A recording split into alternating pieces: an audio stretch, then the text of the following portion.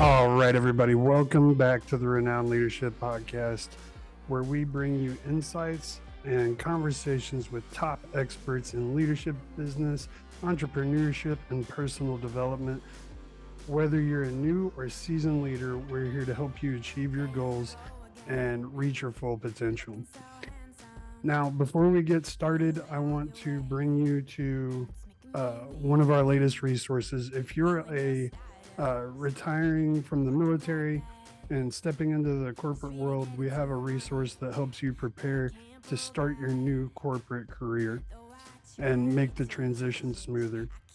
Our specially designed checklist for military veterans is available for download on our website, renownedleadership.com. So make sure you take advantage of this tool to ensure your successful transition into your new role. In addition, we're also really excited to announce our partnership with the Career Winner Circle, or CWC. They have a roster of top-notch executive coaches and an amazing pool of resources for their clients. To learn more about CWC and how they can help you on your leadership journey, visit their website, careerwinnercircle.com. And if you're ready to take your leadership to the next level, take the next step in your journey, schedule a complimentary coaching consultation with us or me at renownedleadership.com. We're here to help you achieve your goals and take your leadership to the next level. So welcome back, everybody, to the journey of the workplace hero, from average employee to outstanding performer. This is a 10-episode podcast series that is specifically designed to just help you take your career to the next level and become a hero of your workplace. If you're ready to break away from the crowd and become a standout performer in your workplace, this series is 100% for you. With topics ranging from leadership and communication to time management, and far beyond that, our expert guests will share their insights and expertise to guide you on your journey to becoming a workplace hero. So get ready to unleash your full potential and transform into the workplace hero your workplace needs. So with all that being said, I'm so excited to welcome Brian Montes to the Renowned Leadership Podcast. Brian Montes is an expert in workplace culture, communication, and especially hiring practices. He believes that a strong workplace culture is vital to any success that an organization or company is going to have, and that hiring for culture fit and culture add is essential. Brian has extensive experience in identifying and addressing broken workplace cultures, as well as handling toxic individuals. In this episode, Brian shares valuable insights on the importance of workplace culture fit and add when hiring, how to identify a broken workplace culture, and how to handle toxic individuals. He also shares tips on communication and relationship building in a hybrid or remote work environment, and provides advice on how to fix a broken culture within your organization. So whether you're an employee, a manager, or a business owner, you won't want to miss this informative conversation with Brian Montes. So tune in, get ready, because here we go.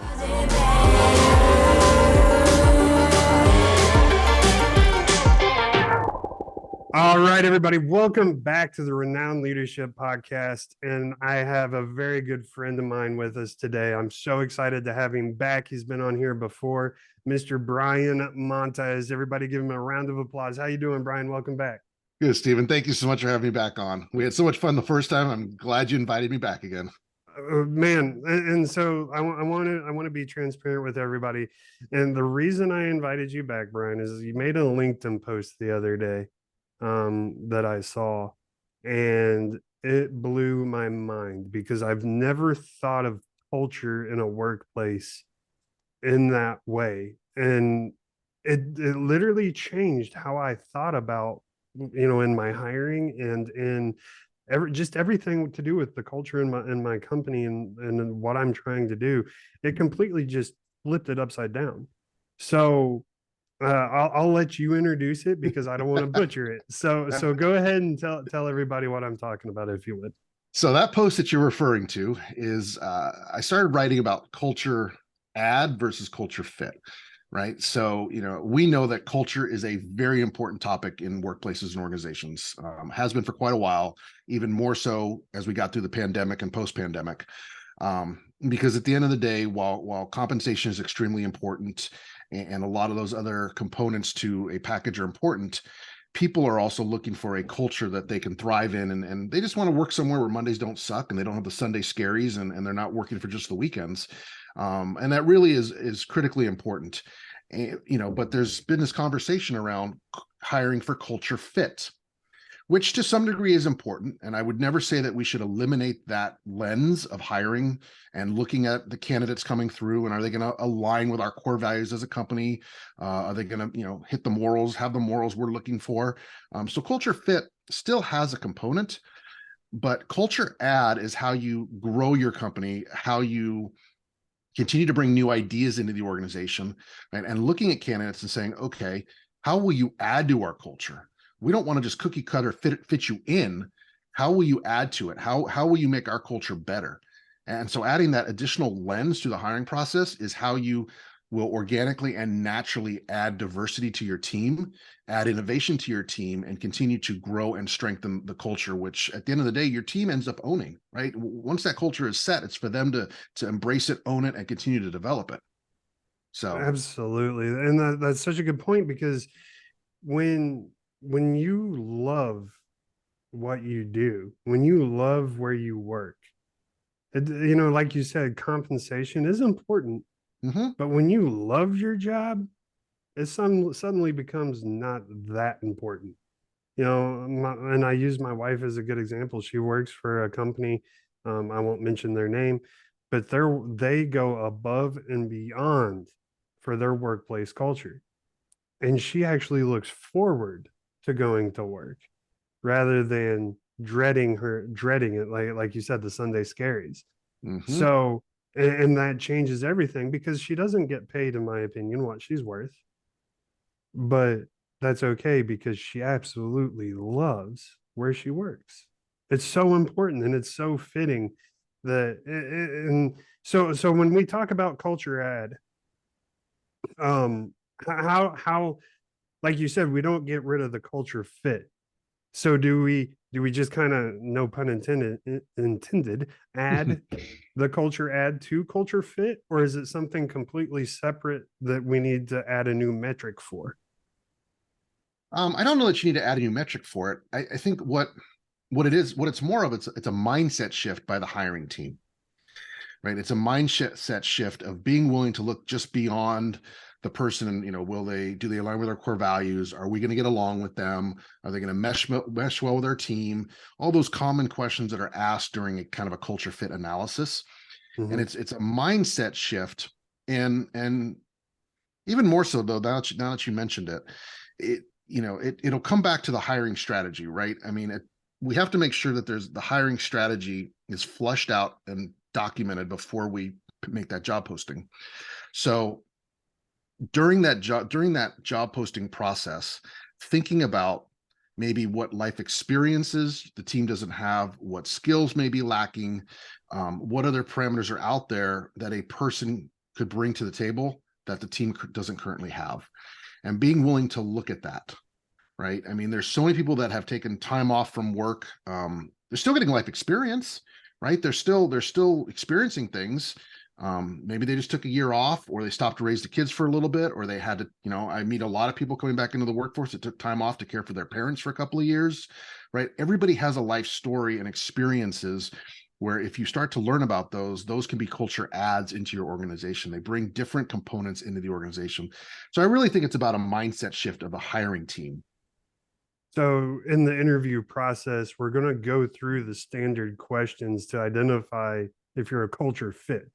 Mm-hmm. But you're saying go a little bit deeper to try to dig into those core experiences that kind of define us as people, and see what that person is going to add. So basically, I got candidate A, B, and C. They're both good culture fits. They have the required skill sets for said job.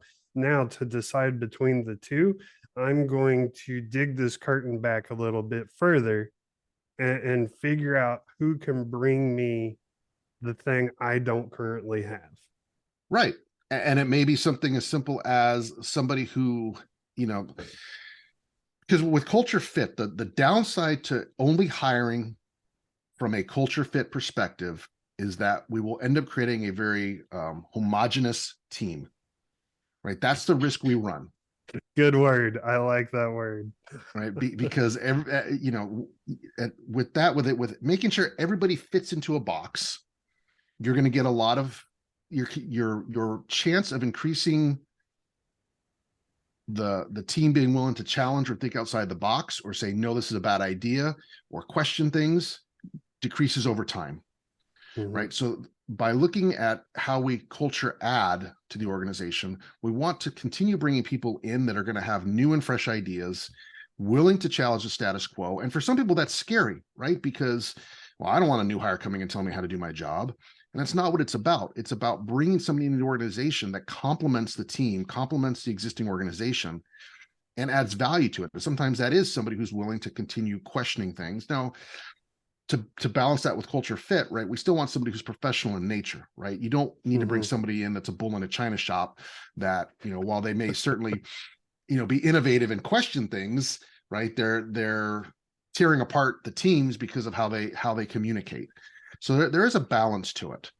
But that's the risk if you only focus on culture fit, is you're going to end up with a team that's very homogenous. And in order to create teams that are innovative, you've got to go for culture fit plus culture add. I love it. So we're going to get back to culture ad here in a little bit, but I want to go. I want people to have the full understanding, because this may not be. I'm not saying that the people listening are stupid or whatever. I'm just this may be a new concept, or maybe they've never heard the term culture fit or workplace culture before, or even thought about it. I certainly in the military, I'd never thought about workplace culture until I got into the civilian corporate world. So that's why I'm saying it may be new to somebody because just a few years Mm-hmm. ago it was new to me. So, what is workplace culture and why is it so important? So workplace culture is, it's how the organization operates, right? It's that environment that gets created and in which the team lives in, right? And workplace culture is also how your team feels about your company when they're not there, right? It's the same as a brand, right? I mean, Starbucks wants to be thought about a certain way when you're not having a Starbucks cup of coffee, right? Mhm. Brands want to be thought about and felt about a certain way. Culture is the same thing, right? How do I feel about my organization when I'm not there, when I'm not actually working, right? And then what's also tied to culture is how the company operates. What are the core values? What are the moral standards that we run by? What is our mission? What are our objectives? Who do we serve? Right? And what do we do as an organization to empower our team, to empower our employees, to help them grow professionally? Right? What do we do to make sure that their experience working at our company actually benefits them and actually improves their life and helps them grow as a person and as a professional?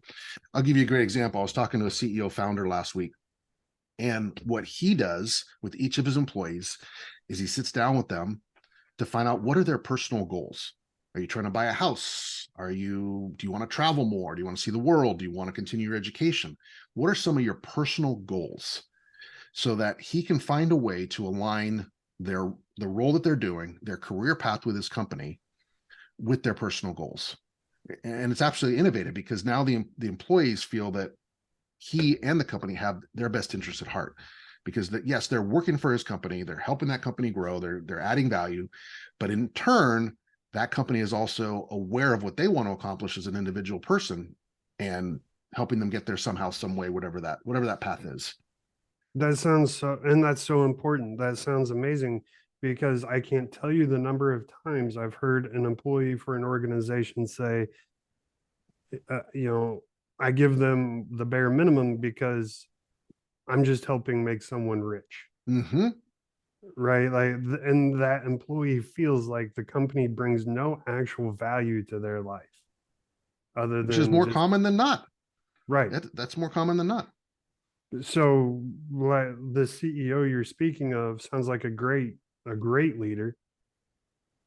He's taking a different direction and saying, hey, look, I'm going to personally invest into you so that now you're not giving me bare minimum. You're giving me 100%, 110% because, well, I've invested in you. So now there are things at stake, right? Besides just a job, just a paycheck, there's much more at stake, and you become much more invested in the company itself. Absolutely. His attrition rate is extremely low. People just don't leave his company. They grow this company. And what happens is when other companies try and recruit his team away, because he's got high performers, he's got very talented people. And when they try and recruit him away, and the best example I have is one of his employees was approached by another company, and she said, "I'm good, no thank you. I work for Jim." It wasn't even I work for his company. I work for Jim. That's awesome. So That is a great story. that's And that culture, just though. That's culture. right. That and that's a perfect example of why it's so important. So my next question then, Brian, is from an employer perspective, what is the best way to identify what type of work culture you have? Well, if your business is already existing and you haven't focused on culture, you're going to have to survey the team to start to figure out what that culture is. And there's other signs that are going to tell you if your culture is broken or not, because there's cultures that are healthy and there's cultures that are unhealthy, right? Culture exists regardless. And so if we don't strategically design and manage our company culture, it'll take on a life of its own, 100%. Mm, So if you're an existing business and you haven't paid attention to culture, you need to take a step back and look at what's going on in your organization. And I'll give you another great example. A company that we're working with right now is food processing. Um, he's got about 80 employees. Never focused on culture, just always focused on end results. Product out the door, sales, profits. Um, but his workplace culture is broken. How do we know it's broken?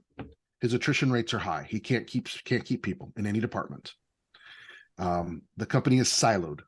Production is siloed from shipping and receiving, is siloed from inventory management, is siloed from administrative.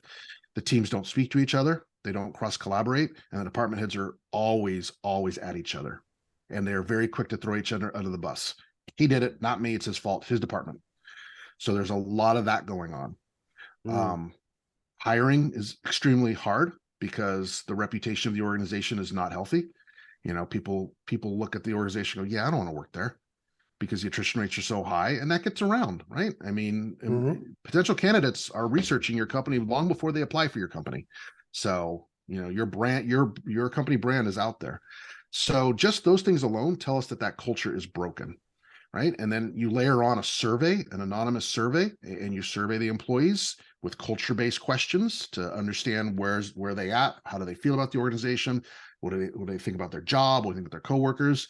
And when that data comes back, extremely negative, you have a broken workplace.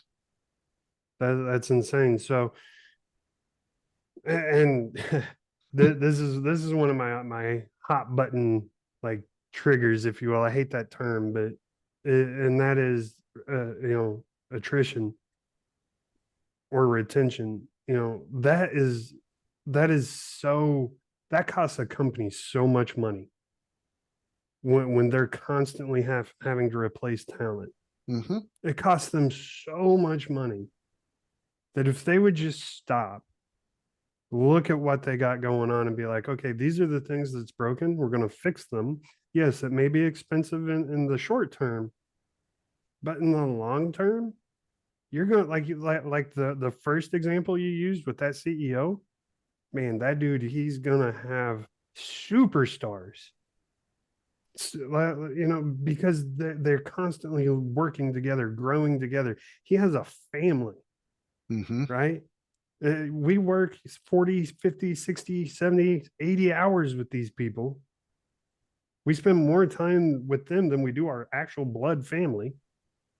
And that's what he has. That's what he's built, a family of people that are going to grow together, learn together. They're going to basically develop superpowers together, and they're gonna crush everything around you, whereas or around them, as opposed to this previous company who is just constantly shelling out dollars Mm-hmm. to replace their talent. Yep. And for the first company that I talked about, he's doubling year over year. His sales are taking care of themselves Right. because his team is fundamentally happy. Right? There's bad days, of course. There's no utopia, but fundamentally they're happy. So they take care of the customers amazingly. Right. And what's funny is I bet that first company, and correct me if I'm wrong here, he has no problem taking some of that profit and hiring somebody to come in and just look. Maybe nothing. I mean, obviously, you know him because you work with him, and this is what you do. So obviously, he has no problem shelling out money to be like, "Hey, company, Scalosity Works, Brian, come look at this and see what I can do better, or see if you can find anything broken, or see if you can find anything that I need to fix." As opposed to company B, who is just, they're like, "Oh, we're not going to pay for that. We can't afford that." But they're spending, in the long run, they're spending more money. You summed it up perfectly. That is the mindset on both sides. It's insane. It's insanity. Uh-huh. So, so how do we communicate if you're an employee in company B, and you like the company, you like the mindset, but the culture just sucks? How do you communicate that? Is there a way to approach that situation with your bosses, with the owners, or whatever? Or is it just, I need to go find a better culture someplace else? If you're up for the challenge and you really fundamentally enjoy where you work to some degree, and trying to make a change is not a bad way to start, because one, it's good experience and you never know what's going to come from it. And that could take you from the position you're in and move you into a leadership role, right? You might actually create opportunity for yourself. But if the leadership team's not willing to hear it, then you just have to move on it and go find a different company. But as an employee, if you want to change where you're at, if you're working for a big company, you're not going to change the entire. If you're working for a Fortune 500, you're not going to change the entire corporation. That's way too big, right? But Mm-hmm. maybe you can focus on just your department, right? Bring it down to your microcosm. Bring it down to your part of the world. Maybe it'll flow from there, but focus on what you can control, because if it's a big company, you can't control everything. So as an employee, the best way to approach it is from a fact-based position, because part of the reason why business owners and CEOs and a lot of people don't take culture seriously is because they still feel that it's a touchy-feely part of business that we can't measure, which is absolutely not true. Culture can be measured. Culture can be tied to the P&L, right? So if I were an employee that wanted to make a change, I would take it from a fact-based scenario and present a plan on how the department could do better if we focus on culture, whether it's less attrition with customers, whether it's higher revenue by employee from where they're at today, whether it's less absences, right? Maybe there's high absentees in your department, right? There's always something. So you identify what is going wrong, what's causing our problems. And if we focus on culture, here's how those problems will start to go away. And they're Mm-hmm. all tied to numbers, right? If you have a high absentee problem and you start to fix the culture, your absenteeism will drop. People will show up to work more. If you're looking to increase revenue by employee, and you focus on culture and putting systems in place to make sure your team is supported, they have the tools they need, they have the training they need, you'll get your revenue by employee up. If you have high customer attrition because you guys can't get product out the door on time, you start to fix culture, you'll start hitting your deadlines, product goes out the door on time, customers are happy, you don't have churn with customers. There's so many ways for us to measure it. That's incredible. I never even actually thought about that.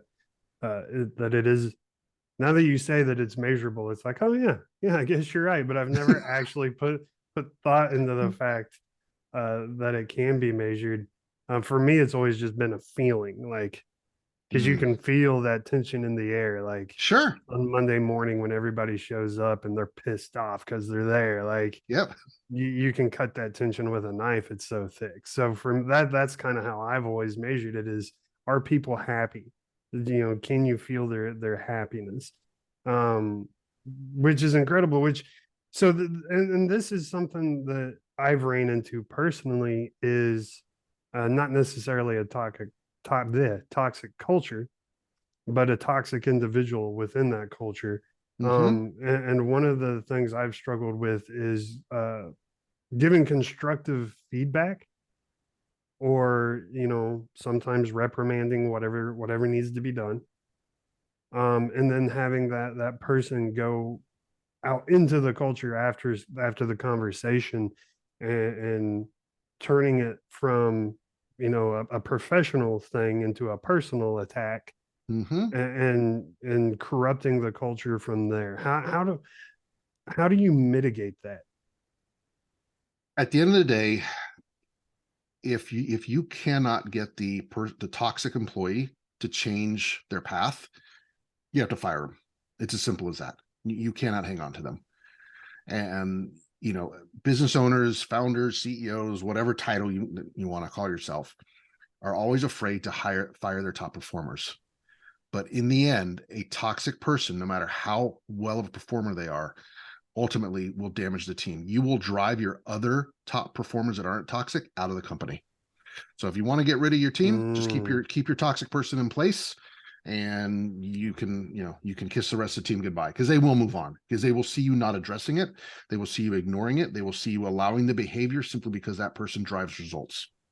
So, but before going to that, it will be important to address it head on, right? If you see that toxicity going on, you're going to have an initial coaching session. You're going to have to sit down and have that initial coaching session.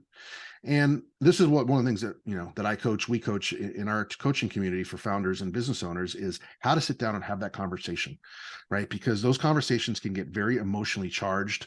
And hmm. while that person may get emotionally charged, you as the owner, leader, whatever you are, cannot, right? You can't get drawn down into that. You've got to go into that conversation a very pragmatic, fact-based, logical approach. So, which is why, I every time I have that type of conversation, I have a framework I use, and I usually will try and get 2 to 3 facts to support the conversation. Hmm.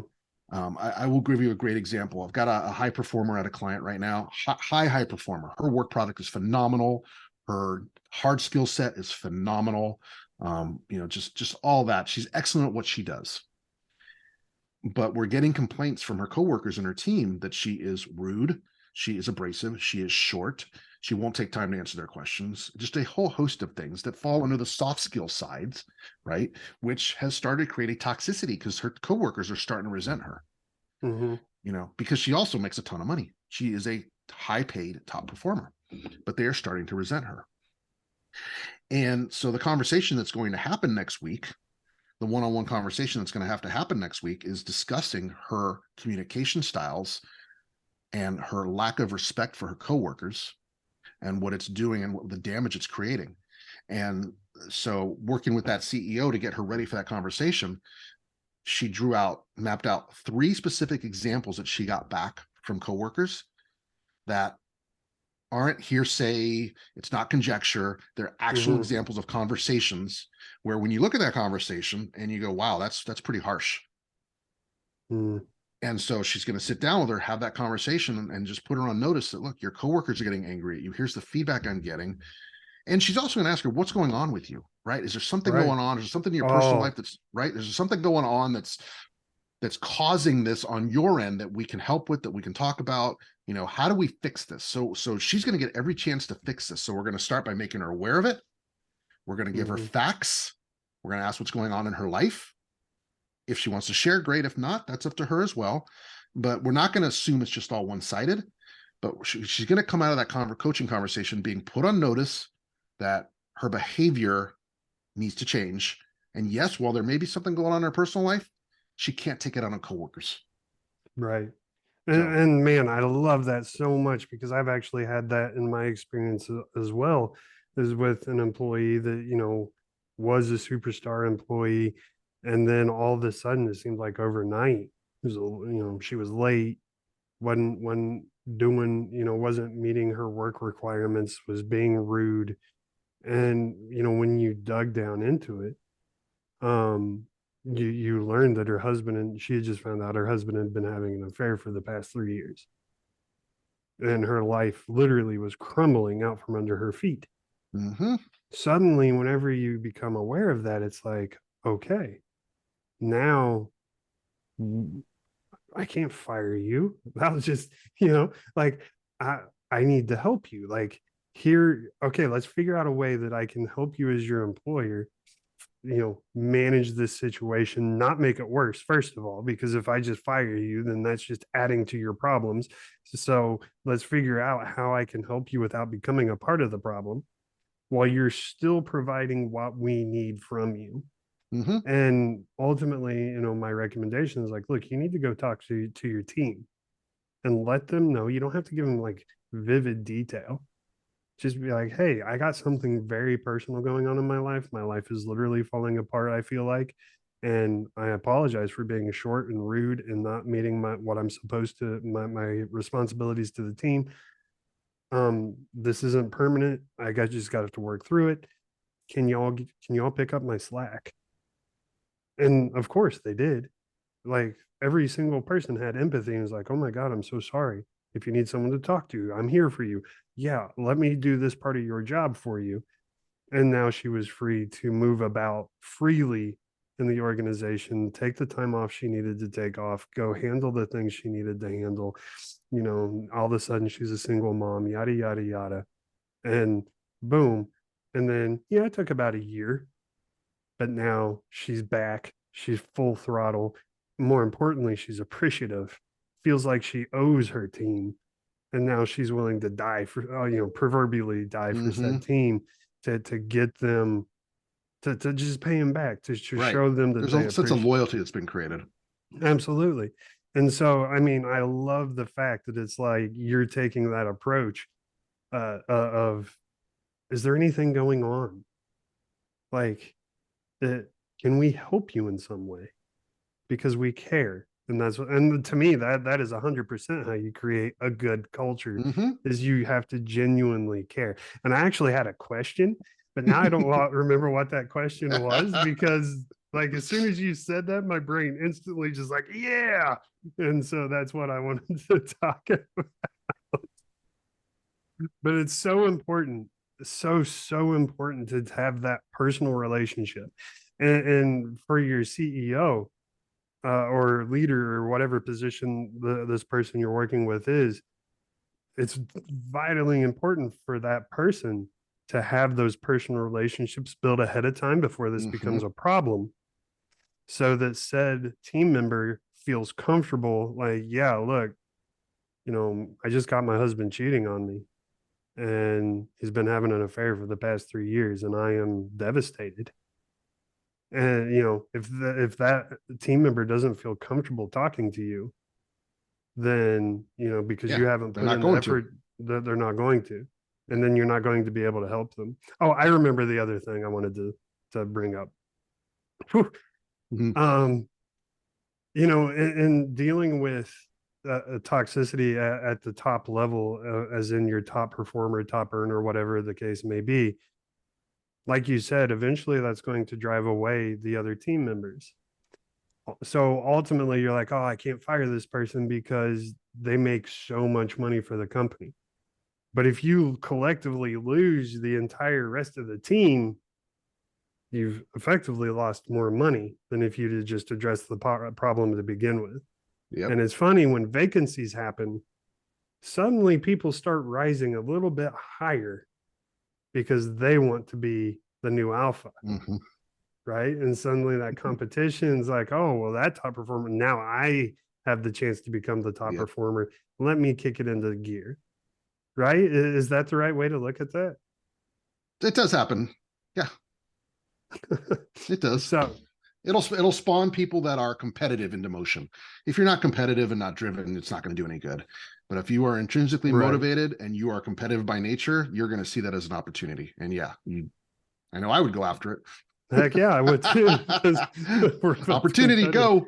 Yeah, absolutely. So when we start talking about, and again, this is kind of a hot button issue for me, because I feel like communication is used as an excuse in so many situations. Yes, everything in the world needs communication. And any problem you have, Brian, I can find a way to make it a communication based problem. I guarantee it. It doesn't matter what No, it you're is. right. You're right. But still at the end of the day, communication is important. And I feel like it's most important when it comes to your workplace culture. Can you talk about that a little bit? So from a communication standpoint, where it breaks down is when there's a couple areas where it breaks down. And one is where the leader gets so busy they don't take a breath, take a pause to communicate something, right? Or they'll give somebody a directive that, and they don't think through how that directive is going to impact person 2, 3, 4, and 5. Right. So it is so important for leaders to slow down and think about, okay, what's going on? Who needs to be aware of this? Who are my stakeholders? Who needs to be informed? And communicating and designing a communication around that specific issue and making sure everybody that needs to know knows. And it's also important to make sure when you think about your communication that you're not overly communicating, that you're not CCing people that really don't have a reason to know about it or be involved, right? Because then we get over communicated and they get just as equally burned out. Like, why are you including me on this email? I didn't need to be on this email. So that's one thing, is making sure that the communication is intentional. I think that's the best word I can use, that your communication is intentional, thoughtful, and 360, if you will, right? It's including everybody Mhm. that needs to be involved in it. And again, I see a lot of communication failures in organizations simply because leaders get so busy, they just forget, I'm not going to worry about it right now. And they forget about it. They Mhm. simply forget that they needed to update somebody on something. A great way to shore up communication, especially if you're a 100% remote company or even hybrid, is doing a monthly town hall meeting. Now, I'm not a big fan of a lot of meetings in organizations. I think we get meeting to death. But pulling together the team for 30 minutes once a month in a town hall to talk about, what the last 30 days in the company look like, what's happening, what are the top initiatives, where are we headed, and answer any questions, is a powerful way to keep communication going and keep the team feeling like they're engaged and involved, especially when you have a 100% remote or a hybrid organization, because the disconnects happen 10 times faster in remote organizations than they do in in-person organizations. So finding strategic ways to pull the team together to have a all hands on type of meeting is another way to shore up your communication. And that's an interesting point you bring up, and I want to touch on it a little bit. Is remote or hybrid? There's no getting around it, right? Like the world, the business world is now at least hybrid, if not fully remote. I feel like most companies are trying to do some sort of hybrid approach and steer away from the fully remote, which makes sense to me. But regardless, you're still with some sort of hybrid. The full time going to the office every single day, Monday through Friday, is gone and dead, and I don't think it's going to come back anytime soon. Unless you With work for that, Lyft. with that being said, workplace culture is still very much a factor in a hybrid or Mm-hmm. remote work environment, correct? Absolutely. So how do you gauge that? How do you identify your culture in a remote setting, and how do you influence it and drive it in a positive direction because you're not physically there? Yeah, and being physically there doesn't necessarily guarantee you're going to have a healthy culture, right? I mean, pool tables and foosball tables and pizza lunches every Friday don't make culture. So Right, right, Google? right. So it's very much a lot of the same similar tools. It's um, clear, open, and intentional communication, whether you're in Mhm. person, remote, hybrid. It's I'm a huge fan of regular one-to-ones, whether you're in person or whether you're hybrid remote. You as a leader need to be having regular one-to-ones with your employees, and it can be on a Mhm. rotating schedule. I'm not saying it has to be every week. If you have a team of 20, you have a one-to-one with one team member one week, second one the next week, and it goes on a rotating schedule. But it's a Mhm. set 15 to 30-minute one-to-one that is on the calendar and standardized. So you have those one-to-ones, whether you're in person or remote, because that builds relationships and allows you to continually reset expectations. And that's a big part of building a healthy culture, whether you're remote or whether you're in person, is making sure that your team is very clear on what are the expectations. You're constantly realigning expectations and making sure they're not getting off track, and constantly making sure that your team understands what is the definition of success. What is success? What is my definition of success? Because if your team, if your employees don't know what the definition of success is, they don't know what they're working towards. Right. So constantly having that conversation and making sure you're resetting it and always leveling that is important. Interesting. So how I'm gonna have to think about that. We'll come back to that because I have a question. I just don't know. I don't know how to put it into words because this is to me, this is a really complicated issue because um meeting on Zoom, like yeah, you and I right now, we're on Zoom. I can see you. Mm-hmm. I can kind of gauge some of your body language, but I can only see from, mid chest up. Right. So I really can't see your full body language. I can kind of see your facial expressions. I can't see what you're doing with your hands. Like that's so much communication, right? That's so much of culture. So I feel like it's just so hard uh to really focus on culture from a virtual standpoint when you're only meeting through Zoom, right? So It's what it's it's absolutely harder, so I mean are but not there impossible. not impossible, but and it's still equally important, correct? Even though we're not actually going to a physical structure, if you have a toxic environment, it's still actually it's probably even worse because then it's spilling into people's homes, Mm-hmm. not just a brick and mortar business. Yeah. So I mean, it just I don't know, man. That is such a complex, and I've never even thought about it before. But that is such a complicated, or not complicated, just complex issue to overcome, if you It will. is, and you really have to be even more in tune with things, right? I mean, you have to be able to hear what's in the voice, right? You have to hear what's not being said. There's a lot of additional things you have to pay attention to. They don't. And again, we get zoomed to death, right? I've actually reverted back to just a lot of old-fashioned phone calls, right? I mean, novel concept. We don't need to be on camera all the time, right? Because if you're paying attention and you know that person, you can hear when there's something wrong in their voice, right? Right. You can hear that something's not working. And at the end of the day, whether you're in person or remote, you need to have the metrics set up to show the milestones and the outcomes, right? Whether it's an internal billable model hour, whatever your metrics are that need to be set up so that at the end of the day, things are still getting accomplished and accomplished on time.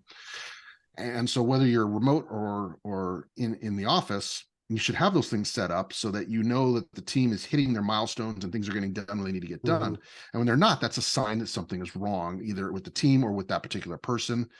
And you can see that clearly whether you're remote or whether you're in office. Right. And I think at the end of the day, it just boils down to if you're leading a fully remote team or a hybrid team, personal relationships with your team members Mm-hmm. becomes much more vital in those settings.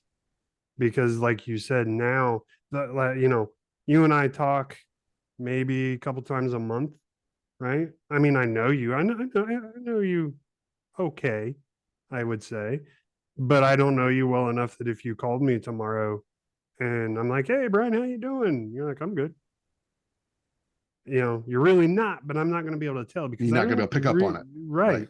Yeah. As opposed to if my wife calls me, I can instantly tell if Uh-oh. something, right? So I mean, so that's where personal relationships, I think, just are that much more important in that environment because you have, like you said, have to be able to.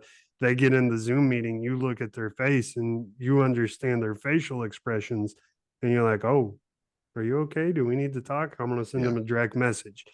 Um, Interesting stuff. Interesting stuff. So I want to bring it back to culture ad. So now that we've defined all of this and had this conversation about culture, myself, founder, CEO, president, whatever you want to call me, of Renowned Leadership. I'm looking at my team and I'm like, look, I've screwed up. I have not built the culture that is that's an alignment with my mission, that's in alignment with my customers, that's just in alignment with me. Like, this isn't the culture I envisioned, that I wanted. Give me 3 practical steps to fix my broken culture in my organization. Great question. So first and foremost, if you haven't done it, you need to sit down and you need to spend time putting your core values down on paper, right? There's all this talk about companies that have a mission statement, they need to have a vision. Fine, great. But the core values need to be defined. And in a smaller organization, a small, company founded by a single founder, usually those core values are going to come from that founder, the core values of the organization. And a lot of times they're going to be a blend of their personal core values. Mm-hmm. But you need to define your core values and get those down on paper, because the core values become your roadmap. The core values, once they are defined, will become how your organization hires, fires, treats your employees in between, how you treat your customers, everything. And so it becomes your guiding roadmap. And that now allows you to revamp your hiring process, to revamp how you plan on developing and growing your team, how you want your customers treated. And you start making decisions. The core values become part of the decision-making process. I will give you an example. Working with a consulting firm, and we went through that exercise and had the founder, and it wasn't a one-time exercise. It took 6 weeks from start to finish, because there were iterations. She had to keep thinking about it. She talked to a few of her top performers and said, give me some feedback. And finally, she came up with her core values for her organization. And now that set of core values guides, right, that in the hiring process, we look for people with those core values. Can they add to these core values? And when she has issues with a particular employee, she'll look at the situation and go, okay, are they still aligned with my core values? And if they're not, it's a different conversation. And decisions are made around those core values in terms of how they treat their customers. So start with the core values. Second thing you can do once you've defined that is choose 1 or 2 things in the organization that you know you need to fix. There's probably a lot of things that may need to get fixed, but you need to pick that lowest hanging fruit. So if retention is your problem, and that's, you have a high, if you can't hold on to anybody, that's the first issue you want to address. And so looking at why people are leaving the organization, getting an understanding for what's making them quit. Is it my compensation? Is it the fact that we don't add professional development? Is it the work environment? Do we not train enough? Right? Identify what it is that's causing the high attrition, and put a plan together to fix that. Whether it's more training, whether it's making, maybe you're not making sure they have the tools they need to successfully do the job. Maybe it's communication. Maybe you as a leader don't provide clear expectations on things. And so they always feel they're all over the map. Everything's a priority, so nothing's a priority, right? So some of the fixing of the culture may require the leader to get some leadership training, because oftentimes they're the problem. Mm-hmm. So it's not the team, it's the leader. So the second part really is identifying the lowest hanging fruit and determining what needs to be done to fix it, including getting leadership training for yourself as the owner, founder, CEO, whatever. So that is the second thing. The third thing is I would definitely do anonymous surveys. Ask the team what they're thinking, what they're feeling. But the key to that is not ignoring the data, right? Because if you do surveys and your team takes the time to respond and then you do nothing with it, you're just going to piss them off. They're going to feel it's a waste of time. The next time you ask them to do it, they're not going to do it, because you know what? You didn't listen to me the first time. So definitely still recommend surveying the team, getting a feeling for what's going on. How are they feeling? What are they thinking? And utilizing that as part of your data-driven decision-making process on how you're going to start to strategically shape the culture into the culture that it needs to be for your company to grow. Fantastic advice, but I have a question. Okay. When it comes to surveys, how do I encourage / ensure that they're being honest, not telling me what I want to hear, or telling me not being honest out of fear of being honest? Great question. Believe it or not, in the beginning, they're not going to be 100% honest with you, especially if the culture that's there is fear driven, or if there's been a history of retaliation for things. So depending on what's happened going into the mindset change of, hey, we are going to focus on creating a healthy culture, the history is going to dictate what you get in the beginning, right? Mm-hmm. Because if they feel that self-preservation is what they have to focus on, they're not going to tell you what you need to hear in the beginning. Okay. So in order to start fixing that and creating an environment where people feel they can be candid with you, this is where, as you and I discussed earlier, the relationships are critical. Mm-hmm. So, start setting up the one-to-ones and building those relationships, getting the goodwill in the bank, and creating an environment where people start to feel psychologically safe enough to tell you what you need to hear and not what you want to hear, and making sure that if mistakes occur, first mistake, no problem. We learn from it, we move on. People don't get in trouble for the first mistake. You start to create an environment where failing is okay. It's all right. We're going to get through it. You're going to learn from it. We're going to do better. So in the beginning, you absolutely may not get the truth, but you'll also know you're not getting it because you'll see how the responses are, and you're going to know if you're in tune with things. You're going to know you're being told what you want to hear and not what you need to hear. So that's your benchmark right there. And so, but with that being said, you still do it. Still do it. Even though you know it's not going to be helpful in the beginning, you still need to be doing it. Is it because you're trying to get helpful. them?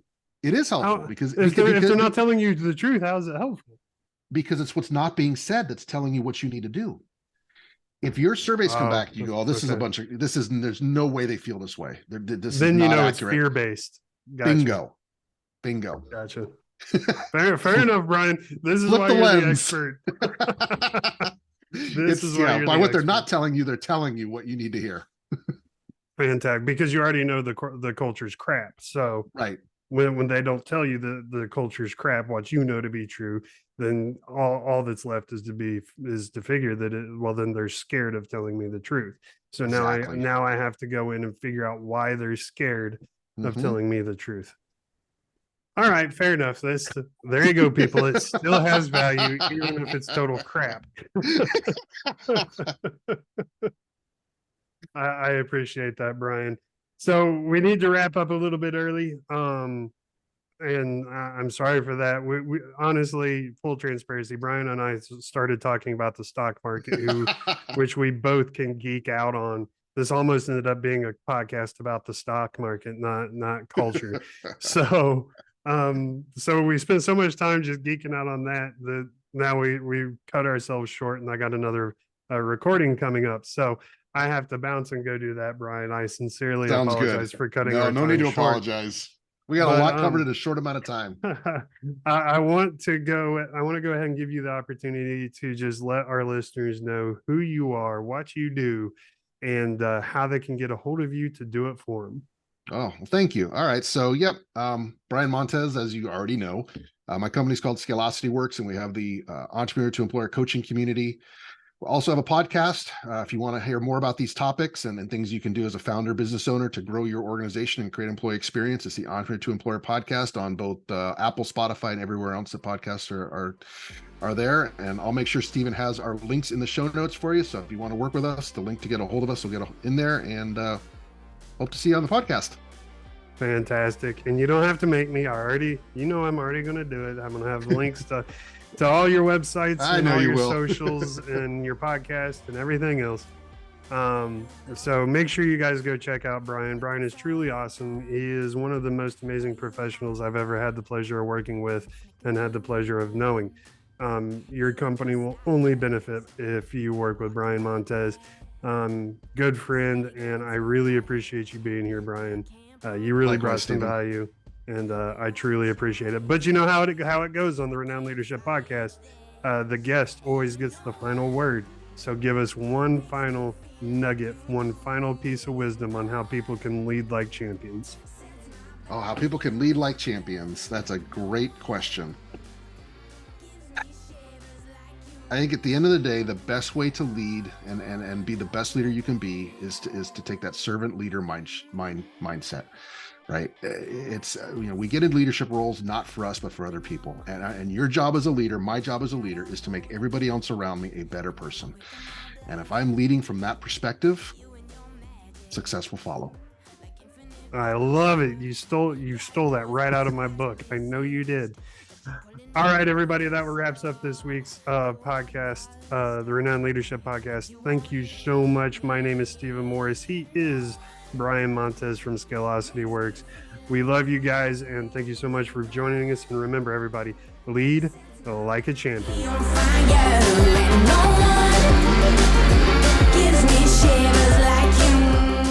Everybody, thank you so much for listening to the Renowned Leadership Podcast. We hope you gained some really valuable insights from our conversations with top industry leaders and experts. And don't forget to head over to renownedleadership.com to download our free checklist that is specifically designed to help military veterans transition from the military to their new corporate jobs.